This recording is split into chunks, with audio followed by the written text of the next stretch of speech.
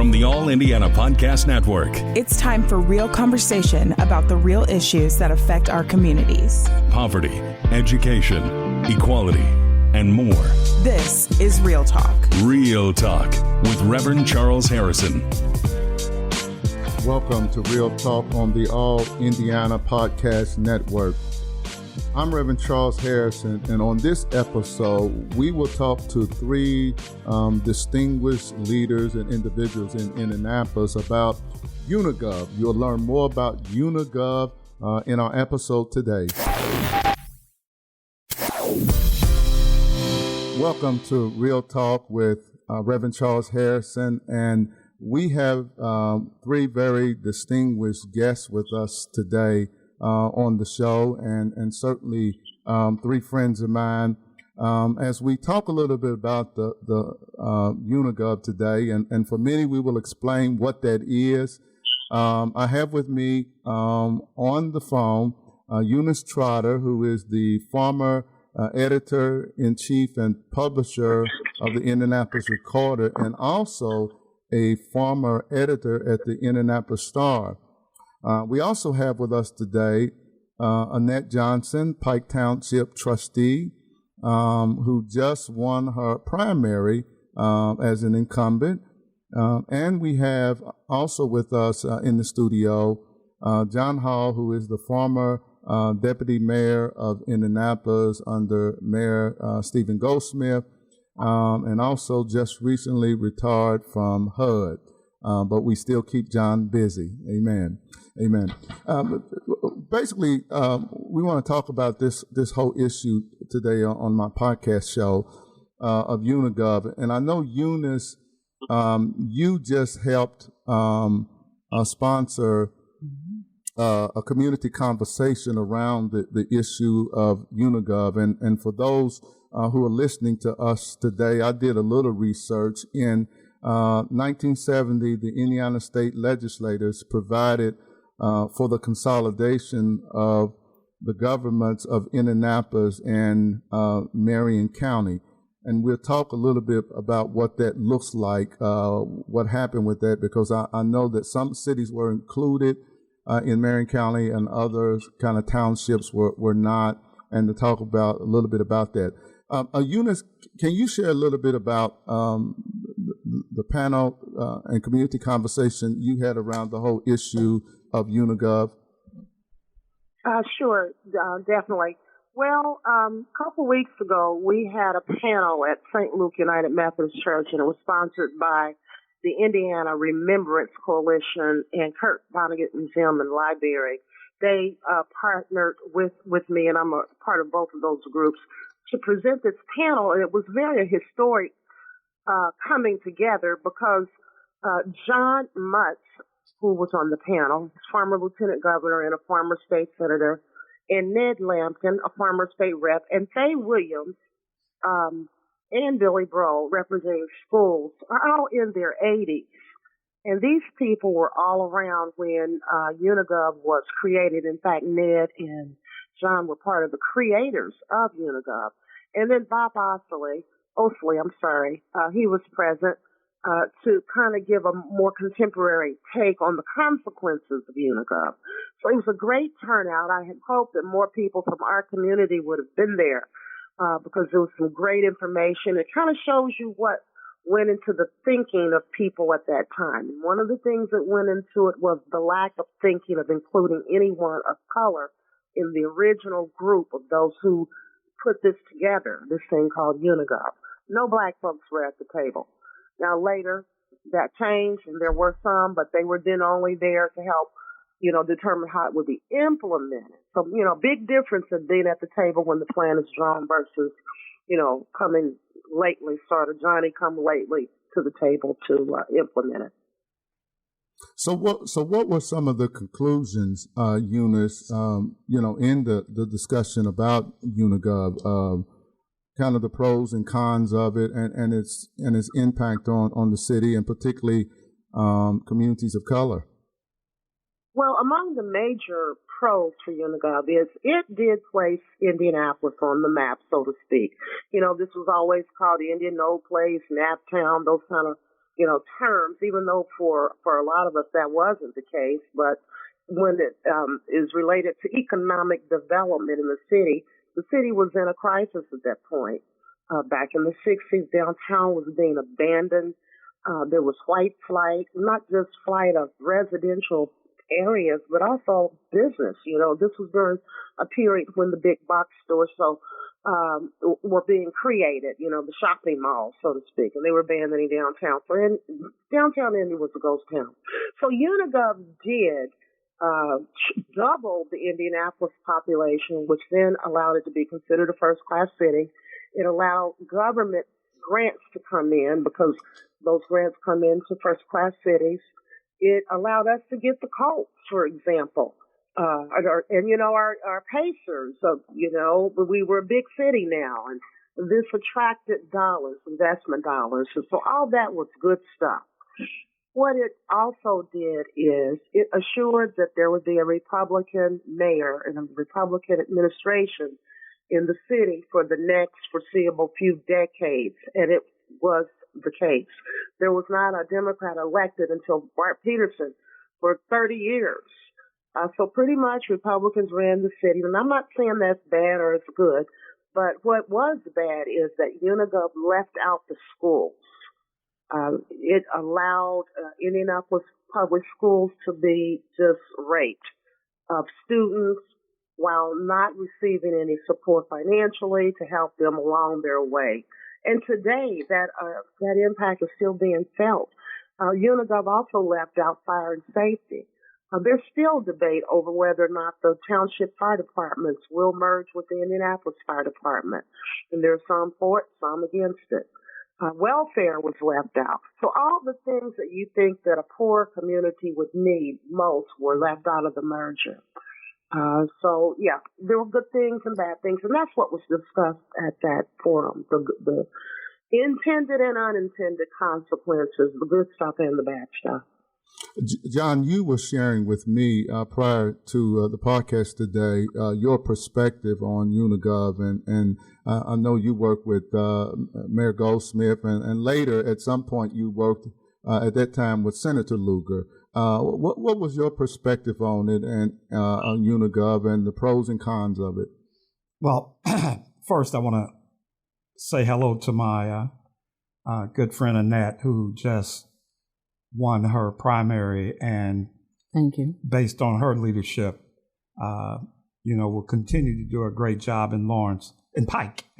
Did I say that? Yes, okay. And then my longtime friend, we won't even go into numbers, who gave an excellent overview of Unigov, its impact upon Indianapolis. Eunice has been involved in this community and city and benefited us for years and years and years. So thank you, Eunice.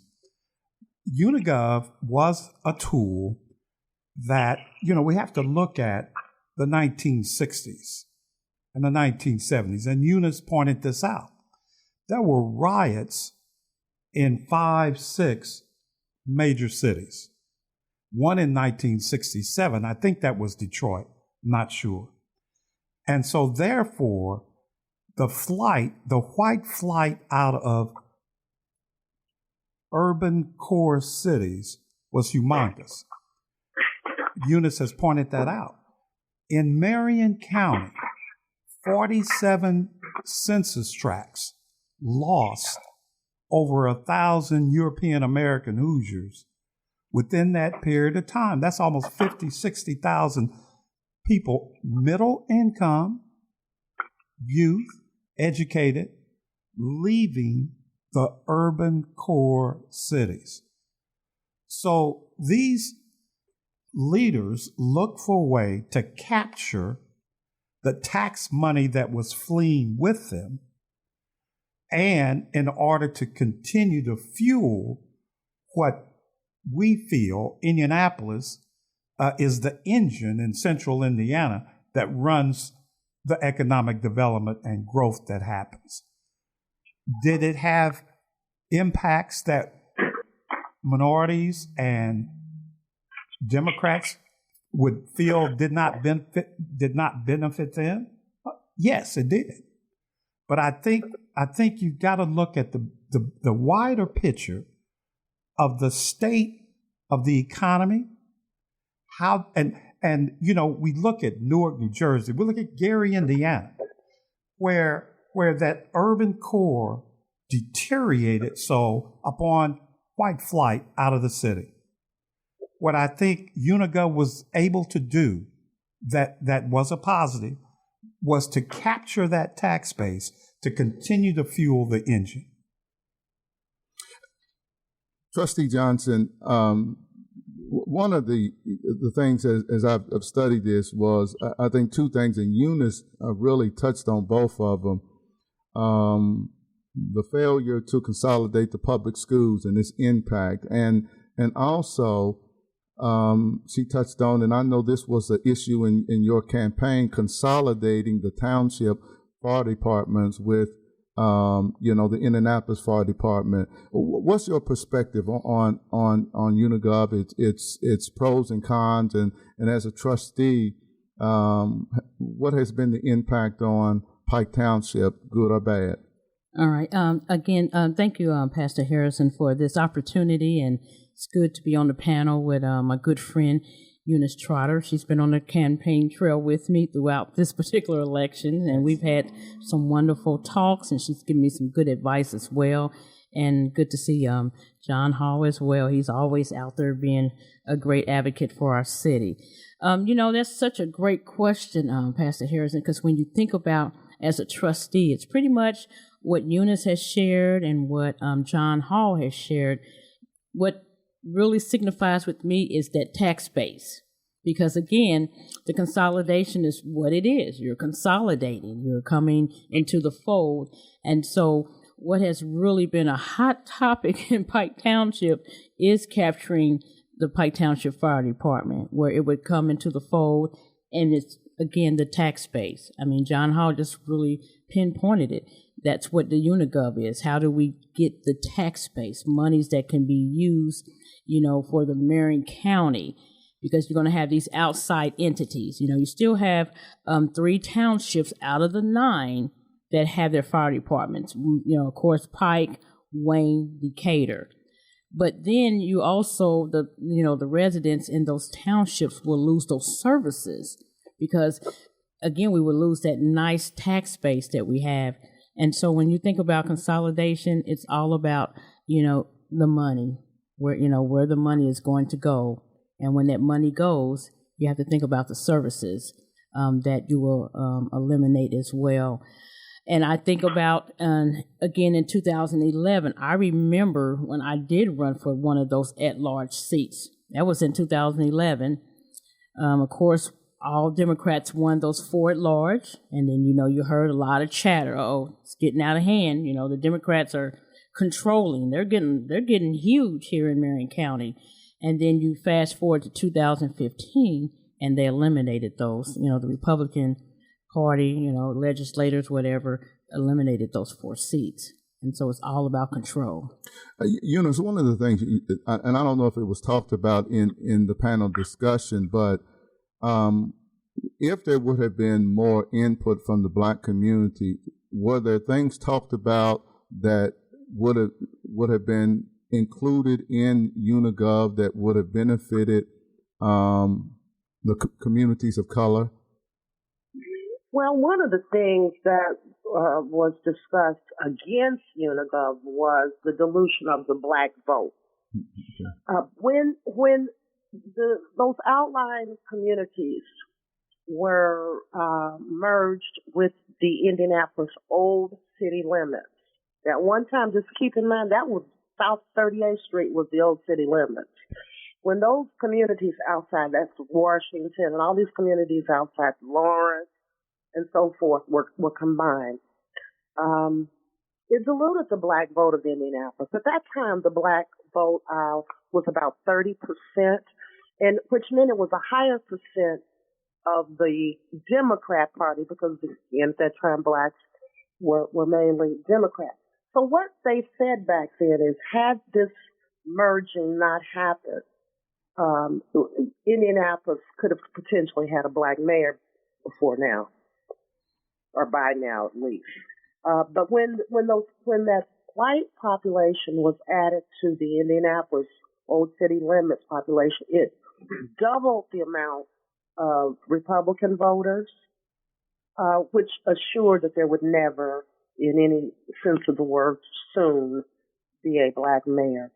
And there's one other thing too, Pastor Harrison, I want to kind of just throw out there. Okay. Before I forget. Okay. Before I forget. I'm writing it down. Yeah, okay. We're at that age we forget. But there's this rationale that white flight took away tax dollars. And I always wondered, what do you mean it took away tax dollars? Would it be property tax dollars, sales tax? What kind of tax? Okay.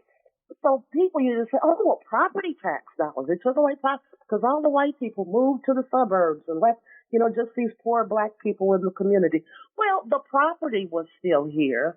And that meant the taxes were still, paid on these properties, or else they were placed in a tax sale and sold to new owners. So I could never figure out what they're talking about when they say that this white flight took away tax dollars. It wasn't the white flight that took away tax dollars. It was the tax abatement in Center Township that took away tax dollars. And those abatements were given in order to persuade investors to develop the core of the city or redevelop it. So they're able to build these big buildings, the arenas, the Lucas Oil Stadiums, all this different stuff that got built and is still being built in the core in Center Township is tax-free because of the abatements. And I shouldn't just say cut and dry tax-free. I will say their taxes are much lower, or if they exist at all, because of these abatements. So I wanted to throw that out there. Well, one of the issues I would ask, and maybe John and Annette can chime in on this, would Indianapolis have developed as the city that it is today, and would it have attracted the pro sports and some of the businesses if those abatements were not given? Any input on that? What would have happened? What really helped grow and fuel Indianapolis? When I got here in 1993, the city was moving along pretty good, but I didn't know the history of Indianapolis. So, because there's some good issues that Eunice raises, the impact of the black vote, and certainly and John, you talked about it earlier, did white flight really take away tax dollars? White flight, because here in Marion County, you can estimate 50, 60,000 European Americans left. And Eunice hits a good point about our tax abatements, but tax abatements are only for a period of time. Okay. And I would argue, I wouldn't argue with Eunice ever. But my point would be that the value of the property that's in the core city does not match anything out in the suburbs farther out, Pike, Lawrence, wherever you are. But yes, there was a subtraction. And the reason for the consolidation was to take those 23 towns and cities, those 60 governmental units, and provide efficiencies that would save money, which would allow for the development and the growth. I would argue that, yes, without Unigov, we wouldn't have added 170,000 jobs. We wouldn't have created 10,000 more businesses. It would have been a different place. I would argue that. Did it impact minority communities in the sense that their vote, because they vote predominantly Democratic, did it dilute that vote? It limited at that piece. What I would throw out for Eunice and Annette to say, in Seattle, Washington, where you have a roughly 10% black population, they elected a black mayor 3 times. Mm. So my argument is individuals like Eunice, Annette, Bill Mays, Lacey Johnson, you're trying to say to me that those individuals with the skills that they have could not have ran for mayor and been successful. I don't believe it. What I think I would say is it was going to take a collaboration.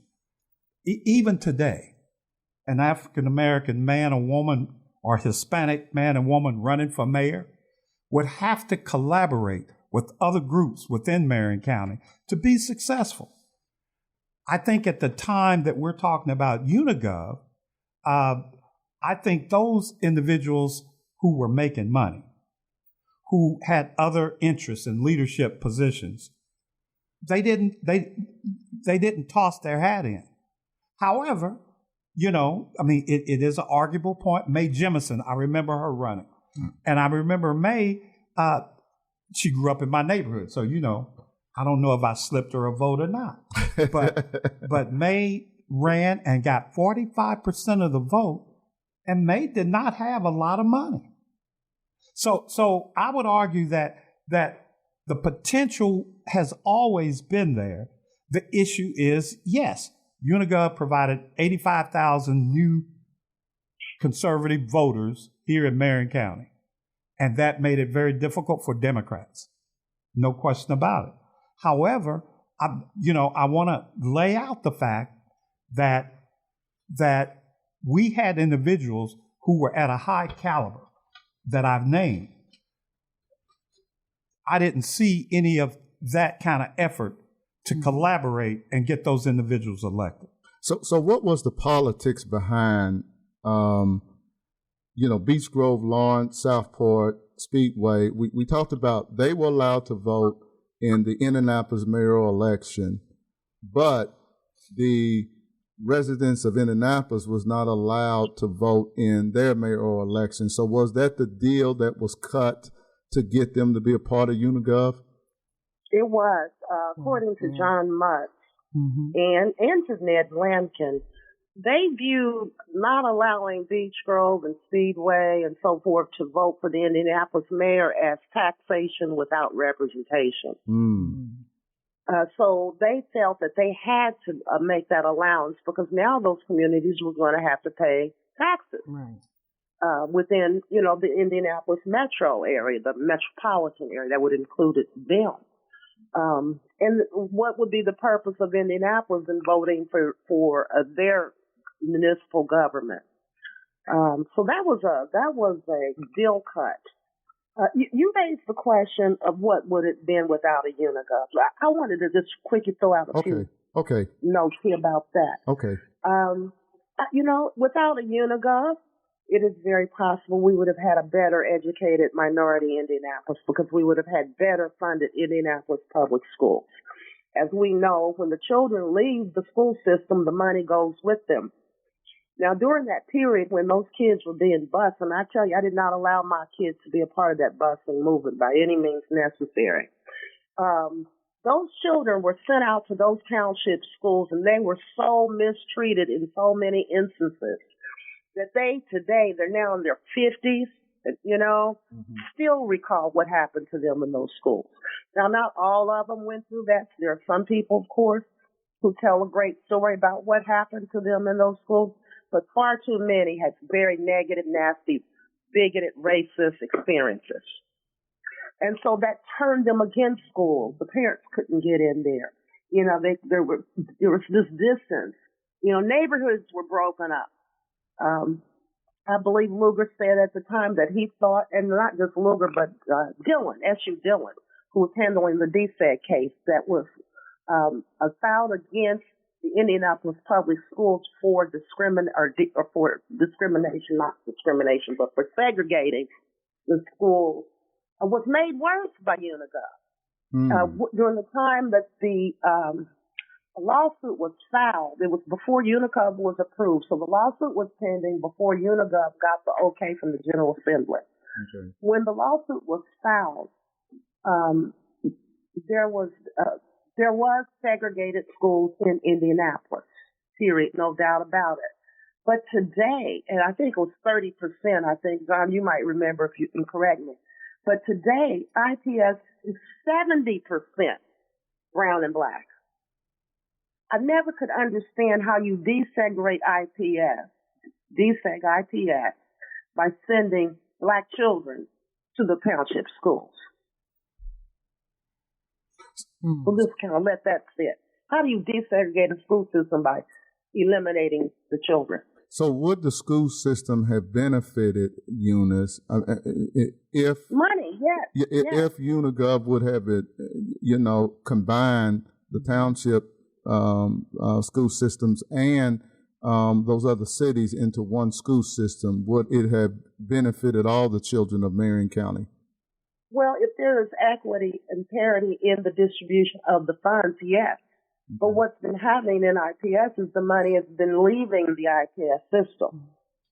And it's going now to the township schools, to the charter schools, to the innovative schools, just kind of picking the IPS system apart. Also, had we had not enacted a Unigov, perhaps there would have been better health care in Marion County through HHC, receiving better funding, better mental health, care through our mental health system within Center Township, especially receiving the lower murder rates, perhaps, with a better funded IPD versus a countywide IMPD. So, those are all maybes. But we see what's going on now. We see it's not working. We see we have a problem. I disagree with Eunice with that. I think that we've seen. Well, I thought you was not going to disagree with her. Well, she knows this with love. She knows this with a lot of love. He did not help that. But the old city limits of Indianapolis, with the tax base that it had with Unigov, we would have had a black mayor, but you'd have been broke. And I don't see schools, businesses, or anything being enhanced. We can look to northern Indiana. It's a hard battle. Mm-hmm. I think Unigov, with all of its faults, was able to make Indianapolis a city that was productive and had and there's growth. Now manufacturing jobs did decline over the last 40 years, but the creation of the businesses and the employment opportunities were huge. Mm-hmm. IPS, I think, and this leadership, I like this leadership that is with IPS now. I forget her last name, Alicia Johnson. Yeah, mm-hmm. Sharp. But I think, with IPS, if IPS can turn that corner on being an attractive system, then you turn it all around. Then you make Marion County accessible to individuals who want good education. That the white flight is economic, it's racial, but it's also that educational piece. People did not have a solid confidence that their children were going to get a solid economic opportunity by attending public schools in the Indianapolis system. That I would argue would be false, but that's the perception that people had. Well, you know what? So there was an admission during that forum that it was about race as it relates to merging the public schools with the township schools. And it was, John Mutt said, had we included the schools, Unigov would not have passed. Now, keep in mind, too, that Unigov was not a referendum. People didn't have a chance. The public couldn't vote on yay or nay to Unigov. It was a General Assembly action. And this action that was taken by the General Assembly was put into action years before Unigov. And John Mutz and Ned Lampkin both said that the plan was sort of what the Democrats are doing now. They first elected precinct committeemen and General Assembly folks to be in position so that when Unigov was presented, then it could be carried and approved by the GOP. And so that plan, which involved 9 men, all white, Bert Servaz, Richard Lugar, the guy who built the pyramids, Keith Buellen, who was this top GOP boss for years, and so forth. Those are the guys that met at somebody's house, which to me was very clandestine, to be meeting in someone's house, with all the most powerful people in the city to plan Unigov before Unigov was even proposed to the General Assembly.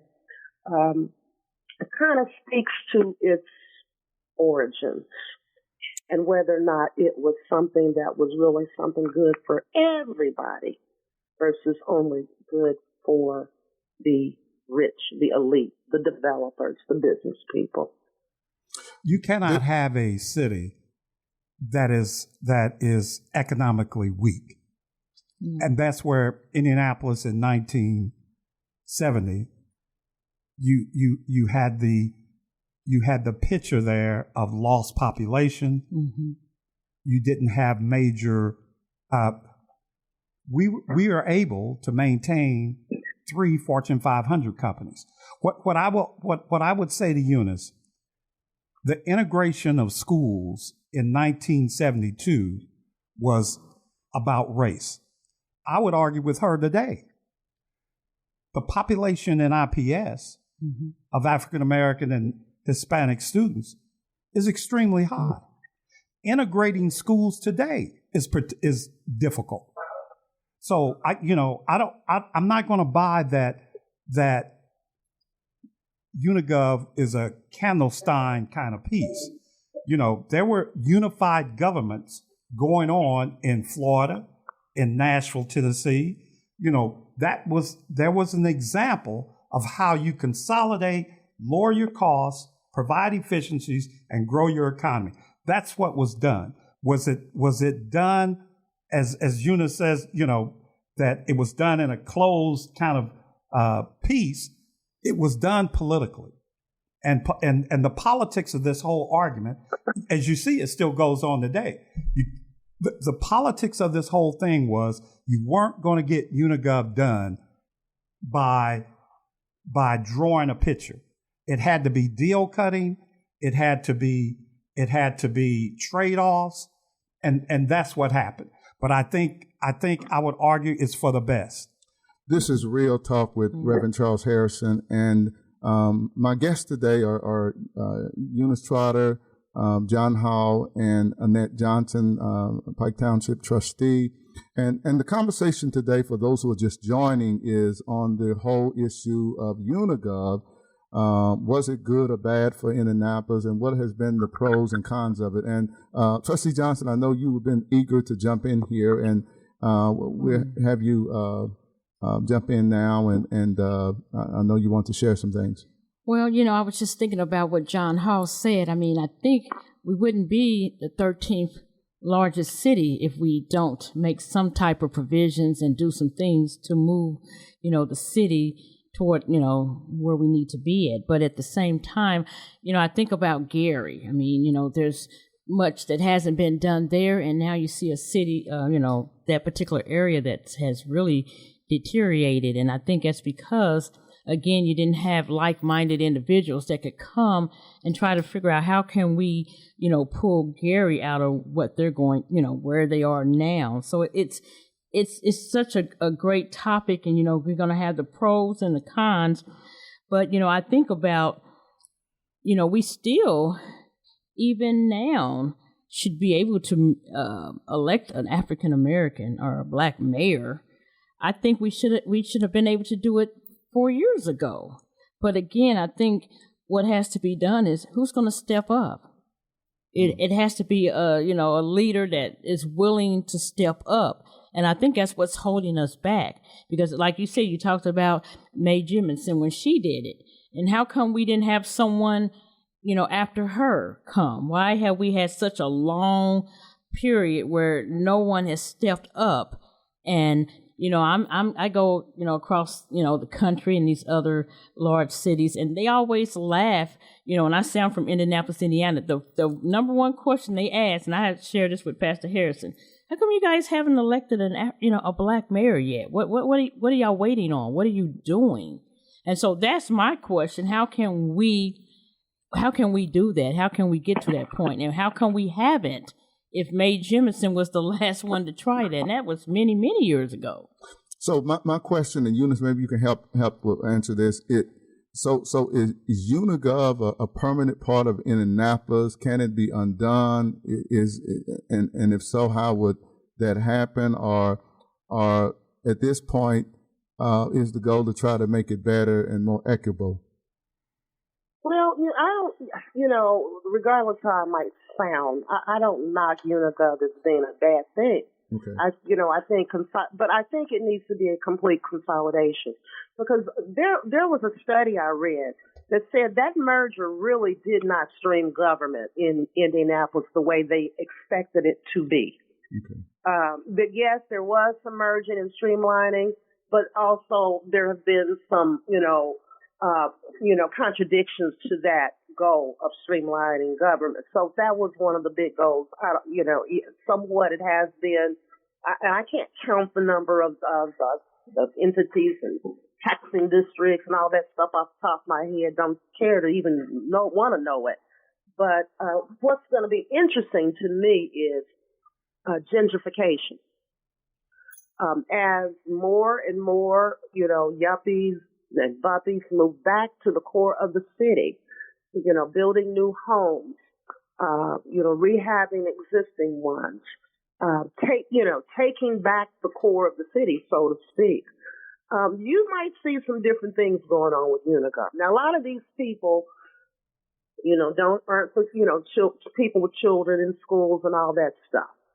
But I'm willing to bet that as, these young couples who then are getting married and having children begin to have a need for local community schools, you're going to see schools coming back in that city where kids can walk to school, where they can walk to a park, where they can walk to a grocery store. It's a good thing what's going on, but it also just makes me crazy mad to see the kind of amenities, and they're not even amenities, I should say services that should have been provided all along in Center Township, now suddenly being provided. Streets and sidewalks and cleaning out alleys and all of that going on, all in the core of the city. College, Broadway, Hovey, Andes, all of these, every side of town in Indianapolis is being regentrified. So, what I say is, particularly to black folks, hold on to your property. That the values are going to shoot sky high. So Unigov will be more useful to the core of the city in coming years. So are the Butler Lab schools where my children attended? One of the things that got my attention when my kids first started attending Butler Lab School was the white population of students. So, it tended to be more white students in the Butler Lab School than black students. So there seemed to be this population within Indianapolis that was willing to send their children to the Butler Lab School. And I know it is a part of IPS. Mm-hmm. Okay. Yeah. So I didn't know what that meant, but certainly maybe Trustee Johnson, you may want to address that. Well, I guess I look at it. To me, this happens every 60 plus years. We go back and forth. Okay. If you really look at history, I remember when we moved over in the Riverside area. Okay, we were moving into, a white area, a lot of blacks, and then we ended up moving them out, and then they moved out further. And so I just look at it as a evolving door that happens every 60 years. I think what we have to do is we have to plan for it, not be so much criticism, because it happens, every 60 years. There's a generation that you have to go through the cycle. that family will, again, a mom and a dad marry. They want to raise their kids in someplace nice, because that's what my mom did. She's like, we're going to move over to the Riverside area. It's supposed to be a really nice area. And it was whites. The whites moved out. They moved further out. We came in. We took over. So I look at it, a lot of times I have this conversation and people look at me because they're like, okay, Annette, what side of the fence you on? I'm not on any side of the fence. I'm just stating, to me, it happens through a generation and then it flips over again. So yeah, you got people moving in to College area and Mapleton, Fall Creek, and out south, in Fountain Square. But we were living in those areas because our church was in those areas. And now we moved, back to the inner, then it's going to go back. So I just look at it, to me, that's how it happens through a generation of people that, that are coming in to move, and you raise your family, you die out, the mother and the father become grandparents, and then their kids don't, take that house or whatever. But I mean, Eunice brings up a good point. We have to learn how to keep those properties in our families. Eunice, what was the conclusion or of the community discussion, panel discussion about the future of Unigov? Well, pretty much the conclusion is there's no way that we won't unmerge. Unigov is here to stay, period. There's no way that we're not going to remain merged. Now, there are possibilities that we could make it a complete merger. So what is a complete merger? Well, it would include fire and safety. It would include public welfare. It would include schools. Some of the communities that have done these mergers included schools, and they have been working okay. People are now looking to Indianapolis from other cities around the country to see where we are with our merger, to see if it will be, a model for them. One of the things that was feared during the merger process was that we not become another quote unquote Gary or Detroit. So what does that mean? To me, it meant black mayor. Why is race a factor in a merger? Now, they may say, oh, no, it wasn't race having a black mayor. It was a Gary or, a Detroit having, a taking out of their city centers. But why did they tank out? Is it because of, you answer that for yourself. So I'm looking to a day where people don't move because somebody of another color moves in. And that was the crux of one of the major issues related to the flight, that because black folks moved in, the property values somehow were going to drop, so it was time for them to get out. And then when they got out, those things, the white people today, the city services got out too, because the neighborhood was not treated the same. And of course, the residents didn't treat it the same, because often they became renters, not owners. So that cycle that Annette was talking about, that's real. That is real. But the impetus of the move is my concern. And I'm hoping that as we become a better nation, a better city, a better community, we won't move just because someone speaks Spanish and now moves next door to us, or someone, is black, or someone is yellow, or whatever. I'm hoping we're beyond that, or I'm hoping we're growing beyond that. Let me get this in quick. It is now time for Unigov 2, a more regional approach to governing, a regional Unigov kind of style. I think we're outdated now with this Unigov. Eunice is bringing up excellent points. But I think now issues like transportation and other key critical areas can only be addressed in a regional form of government. So that's my piece I want to leave. Well, I would ask what that is, but we are out of time, and I know that will lead in a whole nother discussion. But I want to thank Eunice Trotter, Trustee Annette Johnson, and John Hall for joining me today on Real Talk, and let's get back together and finish this conversation and some other conversations I would like to have with you. I'm Reverend Charles Harrison, and this has been Real Talk. Join me next time as I bring you more real talk about the real issues that affect our communities here in Indianapolis and across the country. Join me next week as I bring on Abdul Rahim Jabaz with Indy politics, and it ought to be a lively discussion next week as we talk about many of these same issues. This is Reverend Harrison with Real Talk. I pray that you have a blessed and wonderful day. Thank you. This is Real Talk with Reverend Charles Harrison. Be sure to like and subscribe to this podcast. And be sure to check out other great podcasts on the All Indiana Podcast Network. Online now at allindianapodcast.com.